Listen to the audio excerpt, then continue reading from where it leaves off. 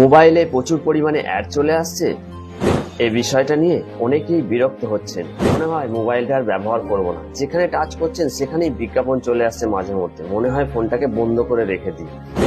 কোনো কিছু কাজ করতে গেলেই বিজ্ঞাপন চলে আসছে। তবে ফোনের একটা সেটিং আছে, যেটা আপনি যদি ঠিক করে রাখেন তাহলে কিন্তু আপনার ফোনে আর অ্যাড আসবে না। তো কিভাবে করতে হবে চলুন দেখে নিই। তো এই হচ্ছে আমার কাছে ফোন। তো আমরা প্রথমে কি করবো না, সেটিং এ যাব। ঠিক আছে, সেটিং এ গিয়ে এর মধ্যে আমরা যাব নেটওয়ার্ক এবং ইন্টারনেট অপশনের মধ্যে যাব। গিয়ে এখানে দেখুন প্রাইভেট ডিএনএস আছে। ঠিক আছে, এটা অটোমেটিক করা থাকে। এটা করবেন private DNS provider host name দিয়ে নিচে করবেন কি dns.adguard.com করবেন। নেট অন অবস্থায় করবেন, না হলে কিন্তু হবে না। দিয়ে এটাকে সেভ করে দেবেন। ঠিক আছে, তো এটা নর্মালি যেটা হচ্ছে প্রাইভেট ডিএনএসটা অটোমেটিক মোড থাকে। আপনারা কি করবেন, private DNS provider host name করে dns.adguard.com করে দেবেন।